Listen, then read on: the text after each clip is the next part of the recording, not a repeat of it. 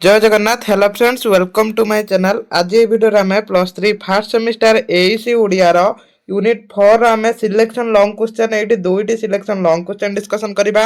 आ ए long question discussion करिया मध्य या भितर 2 मार्किया 5 मार्किया क्वेश्चन हमें किछि डिस्कशन करबा। हला कोगुडा 2 मार्किया 5 मार्किया आसीबो मु कहिमी।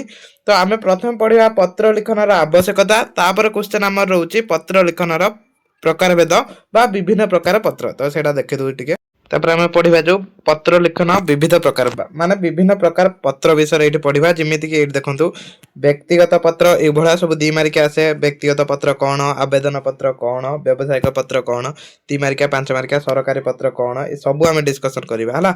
निमंत्रण पत्र कौन प्रथम पढ़ा आम पत्र लिखन आवश्यकता कौन, तापर एटा आम पढ़ा। तो क्लास समस्ते सांग मानू शेयर करूँ। यही क्वेश्चन काली एग्जाम आसो, समस्ते एति पढ़ु है। ये पत्र लिखन आवश्यकता प्रथम पढ़ा।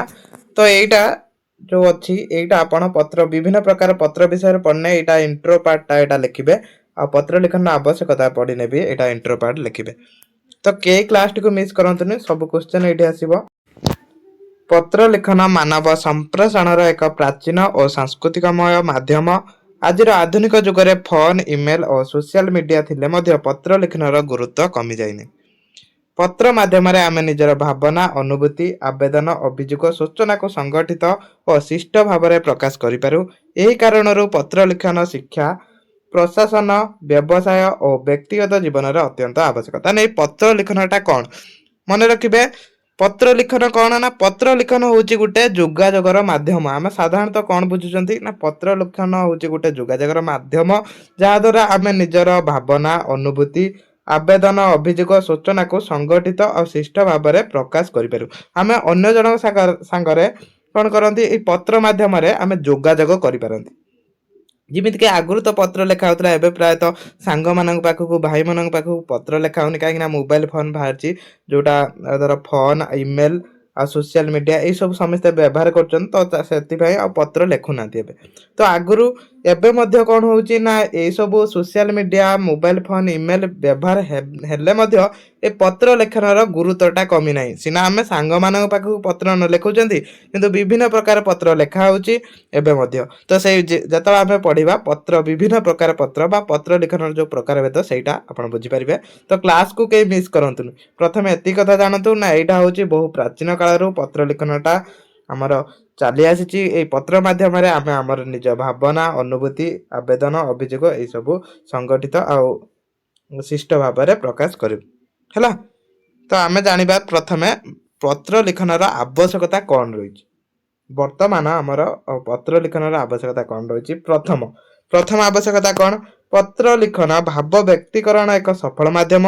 मनुष्य निज भितर थिबा भावना को सबु बेले सामना सामने कहि पारेनी। सबु बेले आपण एठी भल कथाटे कहला देखंतु, आपण जो आपनक भावना को सबु बेले समस्त को सामना सामने कहि पारंतनी। तो सेथि पई कोन हुए ना, पत्र माध्यम आम से सब कथा कही था। जमी देखो पत्र लिखा समय से भाभी भाभी शब्द बाछि थाए और निज मन कथा को स्पष्ट भाव में रखिपारे। विशेषकर परिवार और मित्र मानक मध्य पत्र भावनात्मक संपर्क को दृढ़ करे। तो ये कौन कहला ना, आम जो आम सांग सहित कि क्या सहित सामना सामनी कथा हमें, तो सेठी आम कौन करती ना, सेठी आम कौन करती सब बेले सामना सामनी सब कथा कही पारती। आम कौन करती ना, पत्र लिखला बेले भाभी भाभी किसी शब्द बाछिकी पत्र लिखि था, सेटा स्पष्ट भाव में आम कौन लिखि था। तो यहीटा हूँ प्रथम आवश्यक, आम स्पष्ट भाव में जोगाजोग करती सांग मान सहित। तापर द्वितीय कौन, पत्र एक अधिकार दलीय भाव में काम करे। शिक्षानुष्ठान, कार्यालय, बैंक, विभिन्न सरकारी ऑफिस रे आवेदन, अनुमति, अभियोग इत्यादि पाई पत्र लिखा आवश्यक हुए। तो यहीटा गोटे मोस्ट इम्पोर्टाट एबे मध्य यही पत्र लिखा होची। देखो शिक्षा अनुष्ठान को कौन गोटे धर कौन छुट्टी मंजूरी पाई लिखा होची किंबा कौन भी गोटे सर्टिफिकेट पाई लिखा होची, तो सेटा होची गोटे पत्र। सेमिति कार्यालय आ बैंक आपन अकाउंट मनकर क्लोज है, तो आप गोटे आप्लिकेसन देले तो सेटा भी गोटे पत्र गला है। तो यहीटा हूँ आमर द्वितीय आवश्यक। तापर तृतीय कौन, खाली आवश्यक कौन कौन रही बुझंतु लिखिपारे। पत्र लिखन भाषा दक्षता वृद्धि में साहाय्य करे। एक भल पत्र लिखा शुद्ध भाषा ଯଥାଯଥ ବ୍ୟାକରଣ ଓ ସୁସଂଗଠିତ ଅନୁଚ୍ଛେଦ ଆବଶ୍ୟକ। ଯଦି ଆମେ ପତ୍ର ଲେଖୁଛନ୍ତି ତ ସେଇଠି କ'ଣ କରିବା ନା ଆମେ ଶୁଦ୍ଧ ଭାଷା ସେଇଠି ବ୍ୟବହାର କରିବା। ଆମେ କହିଲା ବେଳେ ତ କିଛି ବି କହିପାରୁଛନ୍ତି, କିନ୍ତୁ ଲେଖିଲା ବେଳେ ଆମେ କ'ଣ କରିବା ସେଇଟା ଶୁଦ୍ଧ ଭାବରେ ଲେଖିବା। ଏହା ଛାତ୍ରଛାତ୍ରୀଙ୍କୁ ଲେଖନ କୌଶଳ ପରାଦର୍ଶିତା କରେ। ପରୀକ୍ଷାରେ ମଧ୍ୟ ପତ୍ର ଲିଖନ ଗୁରୁତ୍ୱ ପ୍ରଶ୍ନ ଭାବରେ ଆସେ। ପତ୍ର ଲିଖନର ଗୁରୁତ୍ୱ ମଧ୍ୟ ପରୀକ୍ଷାରେ ଆସିଥାଏ। ତେଣୁ ଏହା ଅଭ୍ୟାସ ଶିକ୍ଷା ଜୀବନରେ ଉପକାରୀ। ତ ଶିକ୍ଷାର୍ଥୀ ଜୀବନରେ ଏଇଟା ମଧ୍ୟ ଉପକାରୀ ହୋଇଥାଏ। याद्वारा कौन होता है ना छात्र-छात्री को लेखन कौशल प्रदर्शित हुए कहीं आम जो पत्र लिखा से सठिक शब्द सब व्यवहार करवा तो से कौन हुए आमर जो लिखन कौशलटा वृद्धि हुए पत्र साहाय्य है यहाँ भी गोटे आवश्यक।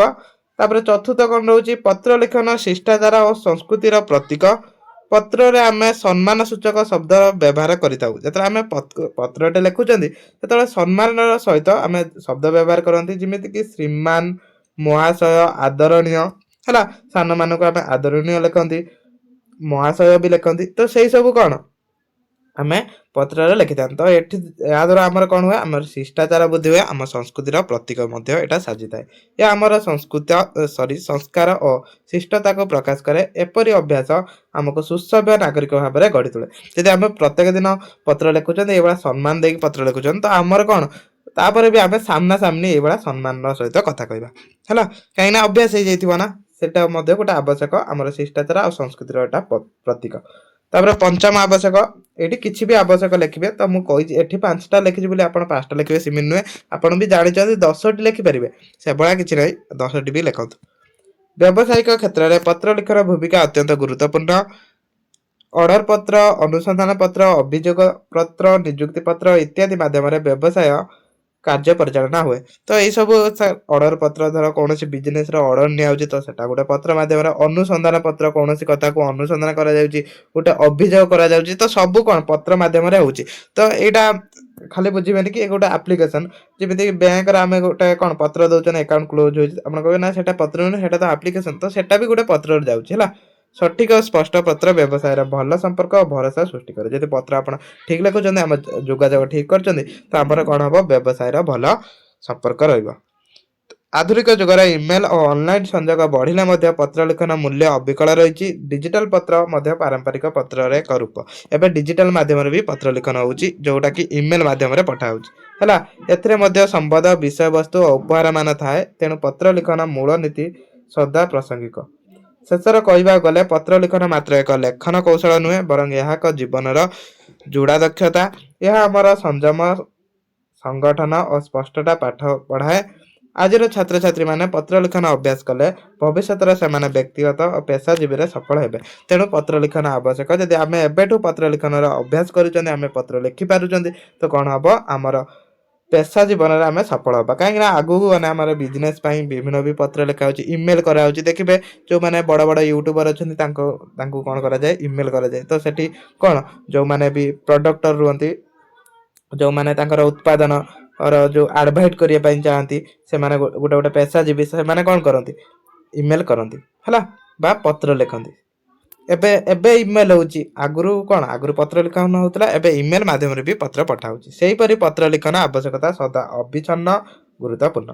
तो यहाँ हूँ पत्र लिखन आवश्यक गला यापर विभिन्न प्रकार पत्र विषय पढ़ा। देखो ये बहुत गुड़िया 2 मार्किया और 5 मार्किया प्रश्न आसो तो यहीटा को कहीं भी मिस करतुनि। प्रथमे व्यक्तिगत पत्र ये व्यक्तिगत पत्र उदाहरण देती डायरेक्ट उदाहरण न बुझंतु एक लिखा किसी दरकार नहीं लिखे 2 मार्किया जब पढ़ुची उदाहरण देदेवे बापा पुओ पाखक जो पत्र लिखे पुओ बापा पाखक पत्र लिखे बंधु पाखक पत्र लिखे से गुड़ा है व्यक्तिगत पत्र। तो व्यक्तिगत पत्र कौन यही पत्र गुड़िक व्यक्तिगत संवेदनशील आवेग प्रवण सुख दुख उद्वेगपूर्ण अधिकार और अधिकार प्रवण यही धरणर पत्र आवेग स्वतंत्र। ये पत्र कौन हुए ना यहीटा मन रखु ये जो व्यक्तिगत पत्र कौन हुए लिखिदेवे व्यक्ति पाखक कि बापा पुओ पाखक सेमती पुओ बापा पाखक बंधु बंधु पाखक जो पत्र लिखि थाए ताकू व्यक्तिगत पत्र कहुए है। तो क्वेश्चन ये जो भाया क्वेश्चन आसो मुझे आवेदन पत्र क्या कहुए यहाँ भी आसपे एटा लॉन्ग क्वेश्चन आम डिस्कसन करुँच। जदि लॉन्ग क्वेश्चन आसुच्छी विभिन्न प्रकार पत्र विषय लेखा तो विभिन्न प्रकार पत्र विषय लिखे जेहेतु आम गोटे लॉन्ग क्वेश्चन डिस्कसन करुँच अनेक गुड़े आम 2 मार्किया और 5 मार्किया क्वेश्चन जाऊँगी। तो से 5 मार्किया 2 मार्किया क्वेश्चन मुझे कहीदे किमी आसो।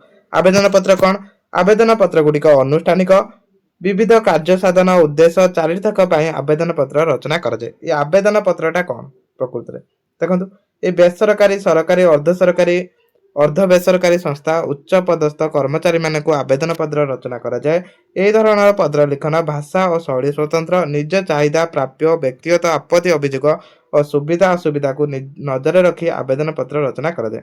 ये गोटे मुझे उदाहरण दूसरी आवेदन पत्र कहने आप कौन बुझे देखो आमर मन कर बैंक को गले आमर गोटे एटीएम कार्ड दरकार तो एटीएम कार्ड पे आम कौन कले गोटे आप्लिकेसन देले बा आवेदन पत्र गोटे लिखिले तो सहीटा हूँ आमर आवेदन पत्र कहीं आम से आवेदन कले है आमर एटीएम कार्ड टे आवश्यक तो आम से आवेदन कर रिक्वेस्ट कर गोटे आप्लिकेसन लिखुं से हूँ आवेदन पत्र डायरेक्ट बुझी जातु आप आराम से लिखिपारे कौन भी कष्ट ना खाली बुझीना आराम से लिखिपारे से बुझापी चेष्टा करूँ। व्यावसायिक पत्र कौन एटा भी जड़े लिखिपार आराम से जड़े लिखिपार व्यवसाय क्षेत्र में जो पत्र लिखन हुए सेटा व्यवसाय पत्र। व्यवसाय पत्र वाणिज्य व्यवसाय प्रयोजन होता है। व्यवसाय पत्र वाणिज्य संपर्क प्राप्य अधिकार सुविधा असुविधा आवेदन निवेदन देना पाउना आवश्यक अनुसार रचना कराए। व्यवसायिक पत्र रचना शैली व्यक्तिगत पत्र ठारू स्वतंत्र यहाँ टे स्वतंत्र शैली है। सरकारी पत्र कौन सरकारी क्षेत्र में जो सब पत्र लिखा जाए तो सेटा बुझा है। सरकारी पत्र कौन सरकारी पत्र लिखन अत्यंत गुरुत्वपूर्ण यह व्यक्तिगत पत्र परी नुहे यहाँ व्यक्तिगत पत्र ठारू स्वतंत्र भिन्न यहाँ एवं लिखा व्यक्तिगत पत्र तो प्राय कमी जाइए किंतु यहाँ अधिक जो भाया से भाया लिखा सरकारी दफ्तर किसी आशा करी खाउटिबा उपभोक्ता ग्रामवासी प्रजा दुष्ट जनता सरकारी पत्र प्रेरणा करिथाए। आवश्यकता और आवश्यक पूरण पाई निवेदन हेउची सरकारी पत्रर प्रधान विषय। यह व्यतीत सरकारी दफ्तर सरकारी स्तर में दफ्तर को दफ्तर मध्य पत्र विनिमय दलिल प्रेरणा निवेदन इत्यादि सरकारी स्तर में पत्र विनिमय होता है। सरकारी पत्र लिखन स्वतंत्र और गठन कौशल स्वतंत्र। ये देखो सरकारी पत्र कौड़ा कह सरकारी पत्र कौन मन कर आम ग्राम नलकूप ना कि आम ग्राम रास्ताटे ना तो आम से कौन करवा सरकार को गोटे पत्र लिखा आमर धर टिबलटे दरकार कि आमर गोटे रास्ताटे दरकार तो सहीटा हूँ आमर सरकारी पत्र बुझे तो सहीटा हूँ सरकारी पत्र एवं आराम से लिखिपारे। ये देखो ग्रामवासिक विविध दफ्तर पत्र जमीक स्वास्थ्य सुरक्षा खाद्य सुरक्षा मेडिकालटे ना आम मेडिकालटे पत्र लिखा विपदकालीन सहायता धर मन कर बन्या होती तो सेठी आम सहायता मांगा खाद्य वस्त्र गृह जल शिक्षा आलोक जोगाण निवेदन करवा तो यही सब धर आमर लाइन ना स्टील लाइन ना तो से अभियोग करवा तो यहाँ जो पत्र लिखा यहाँ हूँ सरकारी पत्र आराम से बुझीपारे कि ना याद जहाँ अच्छी से लिखुनी आप बुझिक लिखुँ।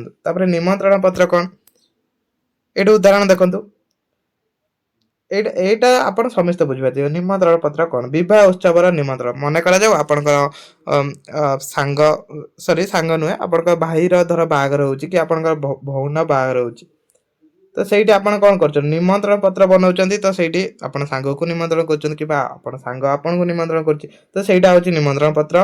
व्रत घर सेमती हुए गृह प्रतिष्ठा निमंत्रण जमीक कार घर प्रतिष्ठान निमंत्रण करती गणेश पूजार निमंत्रण तो यही सब हूँ निमंत्रण पत्र।